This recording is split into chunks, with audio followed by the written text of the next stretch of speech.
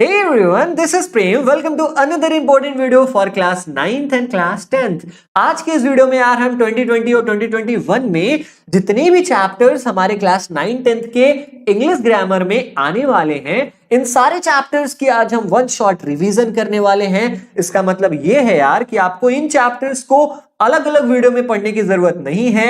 इस एक वीडियो में इन पूरे चैप्टर्स के पीछे का concept, rule plus important tricks सब कुछ आज इस एक वीडियो में आपको पता चलने वाला है यार। तो वीडियो बहुत ज्यादा इंपॉर्टेंट है और जैसा कि हमारा रीति रिवाज है, मेक श्योर कि आपने चैनल को सब्सक्राइब किया हो और बेल आइकन को जरूर दबाया हो ताकि हमारे वीडियोस की नोटिफिकेशन सबसे पहले आपको मिले।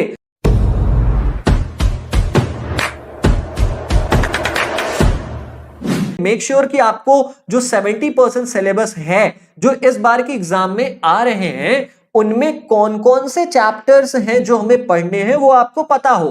जैसे देखो, मोडाल्स आ रहा है इस बार के एग्जाम में, टेंसेस आ रहा है, वॉइस, एक्टिव वॉइस और पैसिव वॉइस आ रहा है, determinants, subject verb agreement, direct और इनडायरेक्ट स्पीच, ये 6 ऐसे चैप्टर्स हैं जो इस बार के एग्जाम में पूछे जाएंगे। प्रेपोजिशन और क्लॉजेस उस 30% सिलेबस में आते हैं जो रिड्यूस कर दिया गया है, जो हमारे इस बार के एग्जाम में नहीं आ रहा है। अब यार हम चलो एक एक करके देखते हैं कि इन चैप्टर्स के जो इंपॉर्टेंट पॉइंट्स, कॉन्सेप्ट्स, ट्रिक्स हैं वो कितने आसान हैं।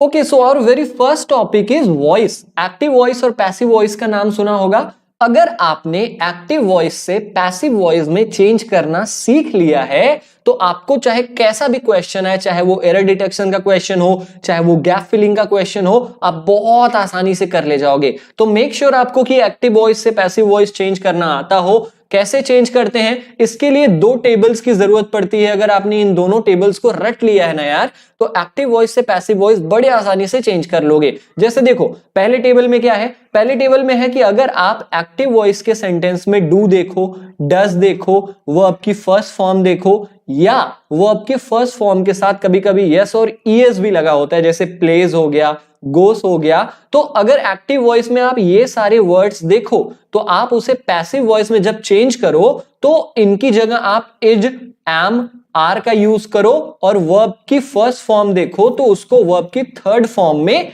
चेंज कर दो। समझ गए? अब देखो, दूसरा क्या है कि अगर हमने एक्टिव वॉइस में डिड देखा, वर्ब की सेकंड फॉर्म देखी, तो जब हम उसे पैसिव वॉइस में चेंज करेंगे तो वही डिड और वर्ब की सेकंड फॉर्म चेंज हो जाएगा वॉज में या वर में और उसके साथ लग जाएगा वर्ब का थर्ड फॉर्म। समझ गए? आगे चलते हैं। अगर आपने एक्टिव वॉइस में कहीं देख लिया विल, जैसे ही विल प्ले क्रिकेट, अगर आपने देख लिया शैल, जैसे आई शैल प्ले क्रिकेट, ठीक है, और उसके साथ अगर वर्ब की फर्स्ट फॉर्म लगी हो, जैसे आई शैल प्ले क्रिकेट, इसमें वर्ब की फर्स्ट फॉर्म लगी है, प्ले क्या है, वर्ब की फर्स्ट फॉर्म है। अगर आप ये सारे वर्ड्स देखो तो जब पैसिव फॉर्म में चेंज करो ना तो आप विल का विल बी कर दो और शैल का शैल बी कर दो और उनके साथ लगा दो वर्ब की थर्ड फॉर्म। भाई साहब, ये रूल्स हैं, ये बेसिक रूल्स हैं, ये आपको याद होने ही होने चाहिए। चलो आगे देखते हैं। अगर आप कहीं एक्टिव वॉइस के सेंटेंस में इज देख लो,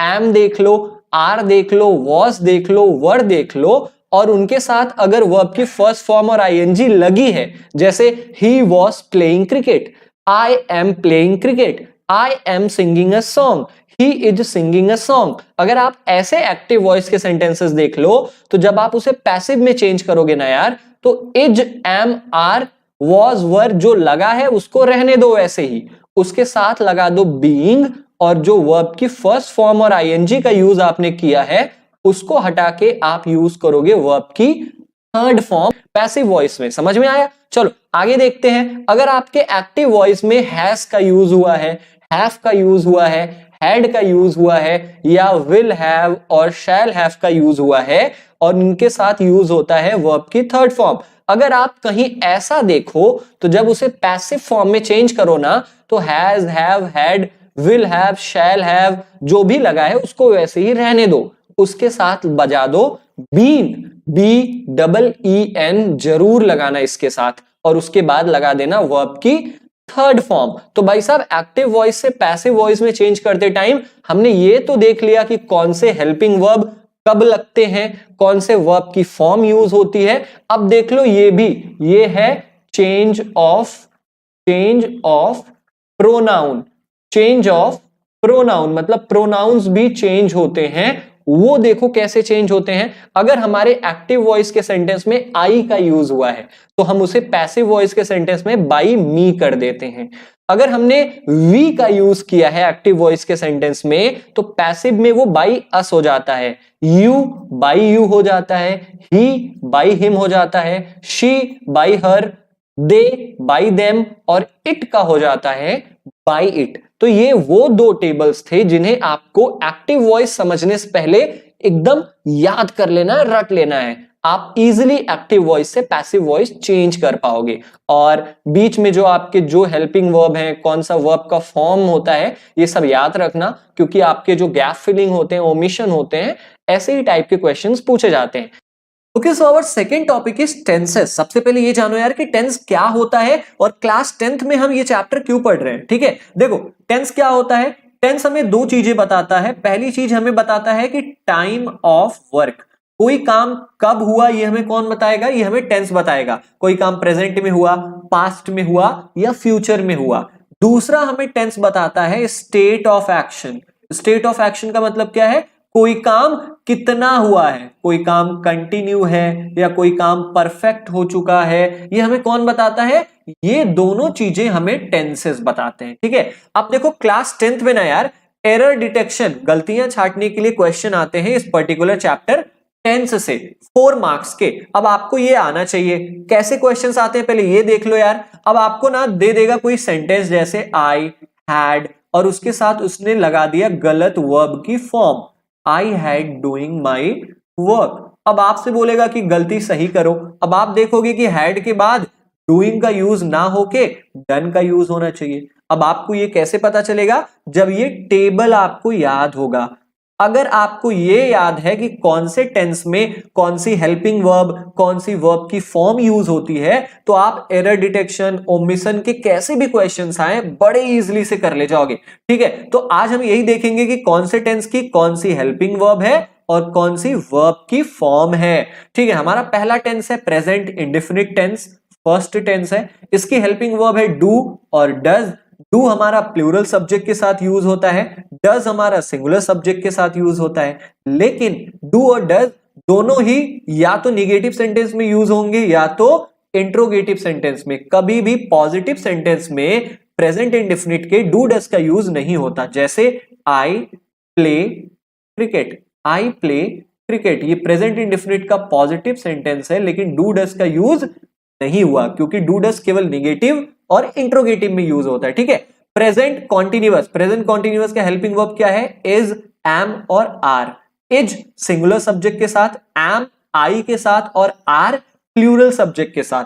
वर्ब की फॉर्म कौन सी यूज होती है, वर्ब की फर्स्ट फॉर्म प्लस आईएनजी का यूज होता है। ठीक है, प्रेजेंट परफेक्ट हमारा तीसरा टेंस है।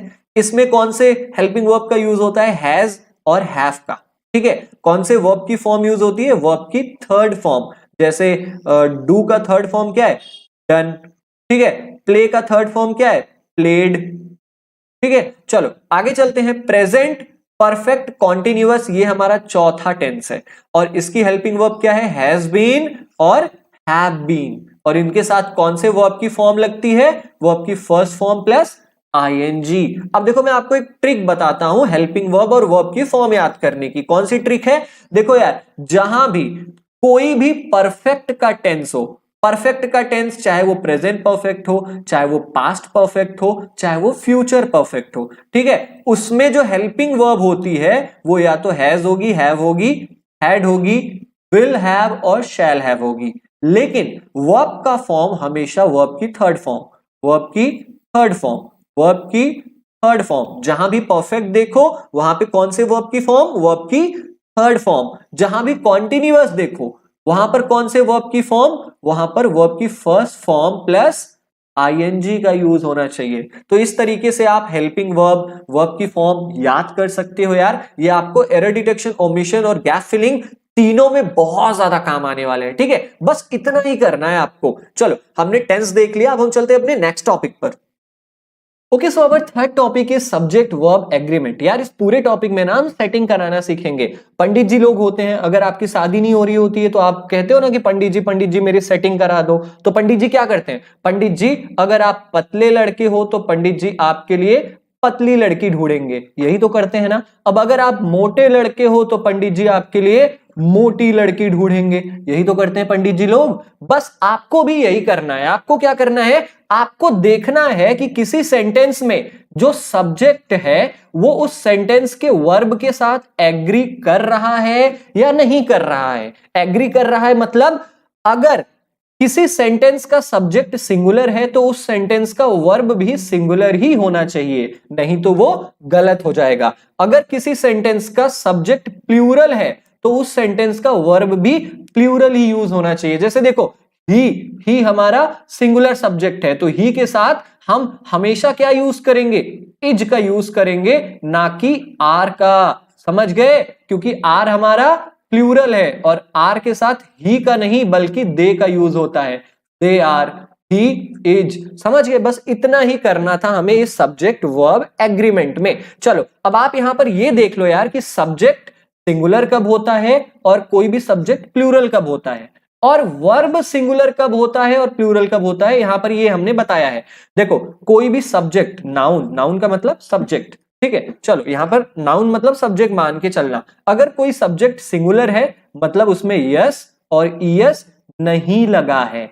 विथआउट यस या ईएस अगर कोई सब्जेक्ट है तो वो सब्जेक्ट सिंगुलर है। जैसे बॉय हो गया, कार हो गया, ये दोनों सब्जेक्ट सिंगुलर है, ठीक है। अब अगर देखो कोई सब्जेक्ट यस या ईएस उस सब्जेक्ट में लगा है तो वो सब्जेक्ट प्लूरल हो जाएगा। जैसे देखो, बॉयज हो गया, कार्स हो गया, ठीक है। अब वर्ब की बारी आती है। अब अगर किसी वर्ब में यस और ईएस लगा है तो वो वर्ब क्या हो जाएगी? सिंगुलर होगी। जैसे देखो, प्लेस सिंगुलर वर्ब है, गोज सिंगुलर वर्ब है, पार्क्स सिंगुलर वर्ब है, क्योंकि इसमें एस और ईएस लगा हुआ है। जिस वर्ब में यस और ईएस लगा होता है वो सिंगुलर वर्ब होता है, और जिस वर्ब में यस और ईएस नहीं लगा होता वो प्लूरल वर्ब होता है। जैसे प्ले हो गया, गो हो गया। समझ गए? अब देखो ट्रिक क्या है, आप कैसे पहचानोगे कि कोई सब्जेक्ट सिंगुलर है या कोई वर्ब सिंगुलर है? आप कैसे पहचानोगे? देखो, उस सेंटेंस को ना हिंदी में कन्वर्ट करो और देखो अगर उस सेंटेंस के लास्ट में है की प्रोनाउंसिएशन आ रही हो। है के ऊपर देखो यहां पर चंद्र बिंदु दी है मैंने, है वाला अगर प्रोनाउंसिएशन आ रहा है तो वो जो सब्जेक्ट है, वो जो वर्ब है, वो प्लूरल वर्ब है। समझ गए? और अगर हमें उस सेंटेंस को जब अगर हम हिंदी में प्रोनाउंस करते हैं तो लास्ट में हमें है के जगह है वाला प्रोनाउंसिएशन आता है तो वो सिंगुलर वर्ब है। समझ गए? यही था इस पर्टिकुलर सब्जेक्ट वर्ब एग्रीमेंट का ट्रिक। जैसे देखो, they are singing a song, वे लोग गाना गा रहे हैं। देखो, जब इसे आप बोलोगे ना कि वे लोग गाना गा रहे हैं तो आपको है वाला प्रोनाउंसिएशन निकलेगा। है वाला मतलब चंद्र बिंदु होगी यहां पर, और जिसके लास्ट में चंद्र बिंदु, समझ लो वो प्लूरल वर्ब है। समझ गए? चलो, आई थिंक आपको ये सब्जेक्ट वर्ब एग्रीमेंट अच्छे समझ में आ गया होगा। अब चलते हैं अपने नेक्स्ट टॉपिक पर। Okay, so our next topic is determiners. इस पर्टिकुलर चैप्टर से ना हमारे क्लास 10th में कैसे क्वेश्चंस आते हैं? गैप फिलिंग आपने नाम सुना होगा। गैप फिलिंग में क्वेश्चंस इस पर्टिकुलर चैप्टर डिटरमिनर से ही पूछे जाते हैं। कैसे क्वेश्चंस आएंगे? फॉर एग्जांपल उसने दे दिया Taj Mahal dash, Taj Mahal is in Agra dash, Taj Mahal is in Agra, और इसने आपको दे दिया 4 ऑप्शंस। ए, दूसरा ऑप्शन इसने दे दिया एन, तीसरा ऑप्शन इसने दे दिया द, और चौथा ऑप्शन भी इसने कुछ दे दिया। अब आपको भरना है। क्या भरोगे? अब आपको अगर पता हो कि ए का यूज क्या है, एन का यूज क्या है, द का यूज क्या है, तो आप आसानी से भर लोगे कि ताजमहल एक स्पेशल नाम है। इस दुनिया में केवल एक ही ताजमहल है और जो चीज स्पेशल होती है उसके सामने हम द का यूज करते हैं। तो अगर आपको इन सारी चीजों का पता हो कि सारे determiners a, an, the, my, our, your, his, her, its, their, इन सारे डिटरमिनर्स का अगर आपको यूज पता हो ना तो आप कैसे भी क्वेश्चन आए आपके गैप फिलिंग में बड़े आसानी से कर ले जाओगे। ठीक है? तो डिटरमिनर्स एक्चुअली होता क्या है? ये डिटरमाइन करता है नाउन को। डिटरमिनर्स एडजेक्टिव का ही ये टाइप है, एडजेक्टिव का ही एक प्रकार है। ये हमें नाउन के बारे में कुछ एक्स्ट्रा इंफॉर्मेशन देता है। जैसे देखो ए का यूज आपको पता है कहां पर होता है, कॉन्सोनेंट साउंड के पहले। कहां पर, कॉन्सोनेंट साउंड के पहले। एन का यूज कहां होता है आपको पता है, वॉवेल साउंड के पहले। द का यूज कहां पर होता है, कोई स्पेशल चीज है, कोई ऐसी चीज है जो दुनिया में अकेली है या उसके सिवा वैसा कोई नहीं है, तो उसके पहले हम द का यूज करते हैं, समझ गए। ऐसे ही ये सारे भी डिटरमिनर्स हैं। माई का यूज कहां होता है, किसी चीज को अगर मेरा बताना हो, जैसे माई पेन, माई पेंसिल, ठीक है। आवर, किसी चीज को अगर हमारा कहना हो, जैसे our parents, she is our mother, ठीक है। ऐसे ही हिज का यूज, हर का यूज, इन सारे डिटरमिनेंट्स का यूज आपको आना चाहिए, ठीक है। वैसे तो बड़े नॉर्मल है, आपको आता ही होगा कि मच का यूज कहां होता है, जहां पर चीजें थोड़े ज्यादा हो। मेनी की यूज कहां पर होता है, मेनी का यूज होता है काउंटेबल नाउन्स के पहले। मच का यूज होता है अनकाउंटेबल नाउन के पहले। जब हम डिटरमिनेंट्स को फुल डिटेल्ड में पढ़ेंगे ना, तो इन सारे अलग अलग डिटरमिनेंट्स की हम आपको यूजेस भी बताएंगे। बस अभी के लिए इतना जानो कि डिटरमिनेंट्स क्या होते हैं। डिटरमिनेंट्स वो वर्ड्स होते हैं जो नाउन के पहले यूज होते हैं और नाउन के बारे में कुछ बताते हैं। डिटरमिनेंट्स हमारे कई टाइप्स के हो सकते हैं, articles, possessives, demonstratives, interrogative, quantifiers, numbers, ordinals. Ordinals में जैसे first, second, last, next. Number में 1 2 3 4, जैसे I have 2 pencils, I have 3 pencils, ठीक है। He stood first in the class, he stood second in the class, ठीक है। This is our pen या that pen is our. तो इस तरीके से इन डेमोन्स्ट्रेटिव्स का यूज होता है। बस आपको गैप फिलिंग में गैप दे देगा, आगे कुछ सेंटेंस दे देगा, आपको 4 ऑप्शन पूछा जाएगा। इन 4 ऑप्शंस में से कौन सा डिटरमिनर यहां पर भरा जाएगा, वही हमारा करेक्ट ऑप्शन होगा। और इसी तरीके के क्वेश्चन हमारे डिटरमिनर से पूछे जाते हैं, ठीक है। चलो, तो आई थिंक कि आपको डिटरमिनर्स भी समझ में आ गया होगा। ये बहुत कॉमन सी चीज है, आपको ए का यूज, एन का यूज, द का यूज आता ही होगा, ठीक है। ये सारे, इन सारी यूजेस को आपको बताने की जरूरत ही नहीं है। अगर आपको इनकी हिंदी मीनिंग भी आती हो ना, माई मतलब मेरा, आवर मतलब हमारा, योर मतलब तुम्हारा, ये सब ऐसे भी आता हो तो आप बड़े आसानी से कर ले जाओगे, ठीक है। अब हम चलते हैं अपने नेक्स्ट टॉपिक पर, modals. Okay, so our next and fifth chapter is modals. देखो, इस मोडाल्स को मॉडल कह लो या मॉडल ऑक्सिलरीज कह लो, कुछ भी कह लो, इस पर्टिकुलर चैप्टर से केवल एक ही टाइप का क्वेश्चन पूछा जाएगा आपके एग्जाम में। किस टाइप का क्वेश्चन? केवल एक रूल याद रखना हमेशा कि अगर कहीं पर भी किसी सेंटेंस में मॉडल ऑक्सिलरीज का यूज हुआ है तो उसके बाद हमेशा वर्ब की फर्स्ट फॉर्म ही आएगी। वर्ब की और कोई भी फॉर्म मॉडल ऑक्सिलरीज के बाद यूज नहीं हो सकती, समझ गए। जैसे देखो, आपके एग्जाम में हो सकता है ये आ जाए कि I can danced, I can danced easily. अब यहां पर आपको, यहां पर उसने कह दिया कि चलो गलती पहचानो, एरर को डिटेक्ट करो, तो आप क्या कहोगे? आप कहोगे कि भैया कैन तो हमारा मॉडल है, मॉडल ऑक्सिलरीज है, और इसके बाद हमेशा वर्ब की फर्स्ट फॉर्म आती है, क्योंकि ये फॉर्मूला हमने पढ़ा है। ये डांस्ड तो वर्ब की थर्ड फॉर्म है, वर्ब की फर्स्ट फॉर्म क्या हो जाएगी?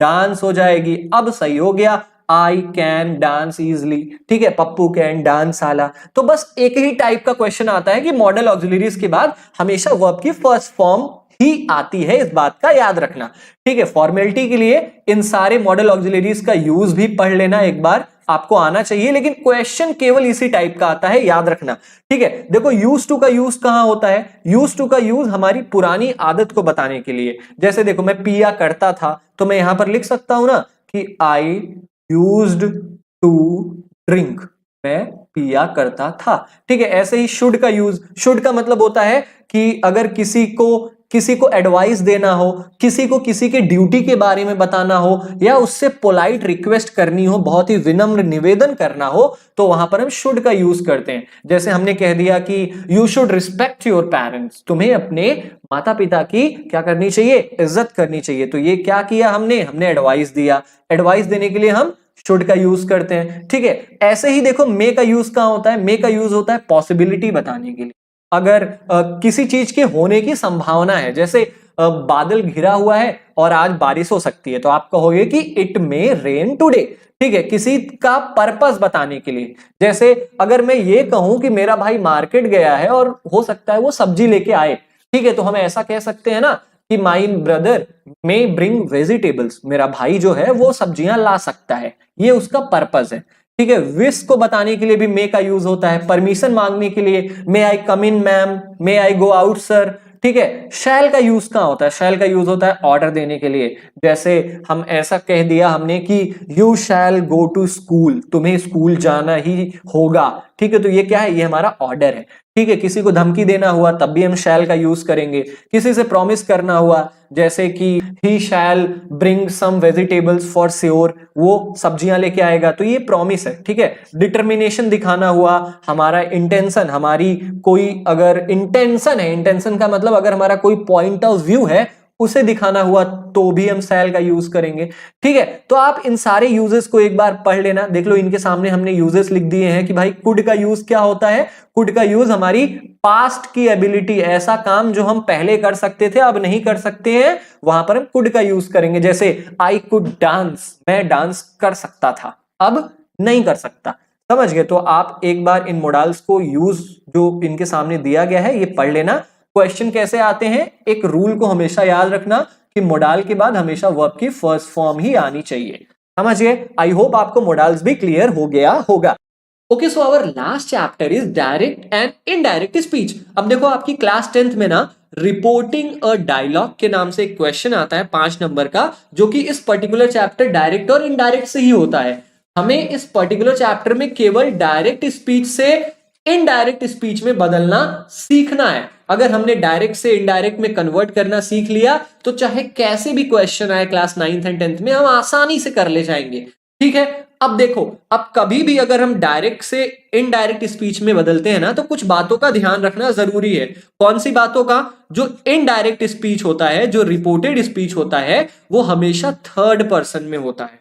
समझ गए? जैसे देखो यहां पर ये है डायरेक्ट स्पीच, ये जो पूरा सेंटेंस है ये डायरेक्ट स्पीच में है। अब जब हम इसे इनडायरेक्ट स्पीच में बदलेंगे तो ये आई चेंज हो जाएगा, किसी थर्ड पर्सन का यूज होगा।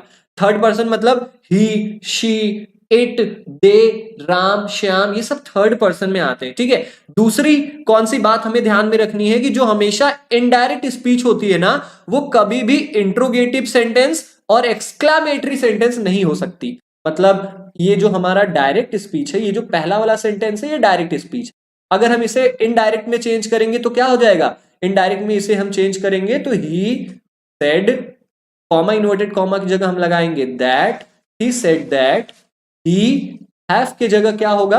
ये देखो हैव की जगह हैड हो जाएगा ना, तो ही said that he had worked hard, he had worked hard. अब देखो ये हो गया हमारा, क्या हो गया? इनडायरेक्ट स्पीच में।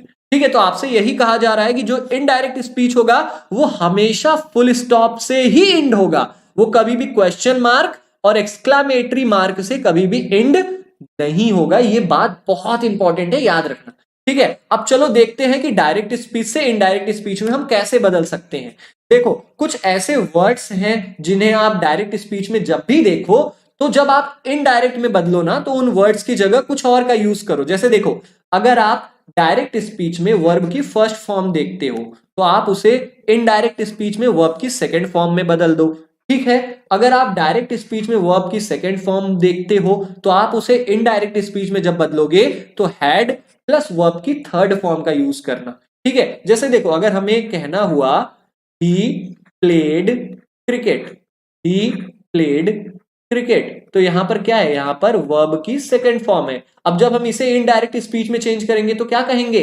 हम कहेंगे ना he said that, he said that, he. अब देखो वर्ब की सेकंड फॉर्म है, वर्ब की सेकंड फॉर्म किसमें बदलती है? हैड और वर्ब की थर्ड फॉर्म में।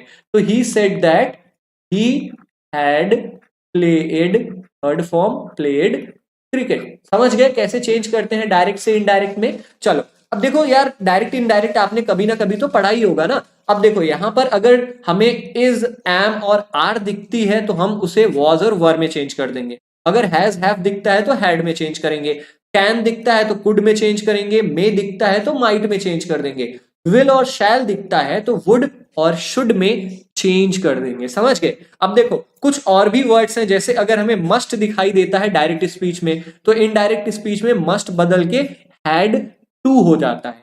अगो, अगो चेंज होके बिफोर हो जाता है। टुडे चेंज होके दैट डे हो जाता है। टुनाइट चेंज होके दैट नाइट हो जाता है। एस्टरडे चेंज होके द प्रीवियस डे या द लास्ट डे हो जाता है। टुमारो चेंज होके द नेक्स्ट डे या द डे आफ्टर हो जाता है। दिस चेंज होके दैट हो जाता है। दीज चेंज होके दोज, और नाउ चेंज होके देन हो जाता है। और भी कुछ वर्ड्स हैं जैसे हियर, हियर जब चेंज होता है तो देयर बन जाता है, ठीक है। तो कुछ यही सारी चीजें हैं जो हमें डायरेक्ट से इनडायरेक्ट में बदलते हुए आनी ही आनी चाहिए। अब देखो यहां पर एक फॉर्मूला है, ये फॉर्मूला क्या है आपने सुना होगा, सन अपॉन 1 2 3। सन अपॉन 1 2 3 का मतलब क्या है, अगर इन्वर्टेड कॉमा के अंदर कोई फर्स्ट पर्सन यूज हुआ है, जैसे देखो आई, आई क्या है हमारा फर्स्ट पर्सन का यूज हुआ है, तो अगर फर्स्ट पर्सन का यूज इन्वर्टेड कॉमा के अंदर यूज हुआ है तो फर्स्ट पर्सन हमेशा सब्जेक्ट के अकॉर्डिंग बदलेगा। जैसे देखो यहां पर अगर हम इसे इनडायरेक्ट में बदले तो क्या हो जाएगा, ही सेड दैट आई, आई हमारा फर्स्ट पर्सन है, ये ही के अकॉर्डिंग सब्जेक्ट के अकॉर्डिंग चेंज होगा तो ये भी हो जाएगा ही सेड दैट, ही हैव की जगह हो जाएगा had, he said that he had worked hard. तो इस फॉर्मूले का मतलब समझ गए कि नहीं, इस फॉर्मूले का कहां यूज होगा, बस यही यूज होगा कि अगर इन्वर्टेड कॉमा के अंदर फर्स्ट पर्सन है तो वो सब्जेक्ट के अकॉर्डिंग चेंज होगा, अगर इन्वर्टेड कॉमा के अंदर सेकेंड पर्सन है तो वो ऑब्जेक्ट मतलब जो इस बात को सुन रहा है उसके अकॉर्डिंग चेंज होगा, ठीक है। अगर थर्ड पर्सन है तो कुछ भी बदलेगा नहीं, नो चेंज होगा। Okay, so this is all about the chapter. हमने जो 6 चैप्टर्स हमारे इंग्लिश ग्रामर क्लास 9th और 10th में आ रहे हैं उन 6 चैप्टर्स को हमने पढ़ लिया और बहुत ही इजीली पढ़ा है। अब देखो यार इन 6 चैप्टर्स के अलग अलग चैप्टर्स के एक्सप्लेनेशन भी हम लेके आएंगे और इसके लिए आप हमारे चैनल के साथ बने रहिए। जितना ज्यादा हो सके यार वीडियो को शेयर करो, क्योंकि वीडियो आप भी समझ रहे हो कि कितना इंपॉर्टेंट है। मिलते हैं अपनी अगली वीडियो में, तब तक के लिए जय हिंद।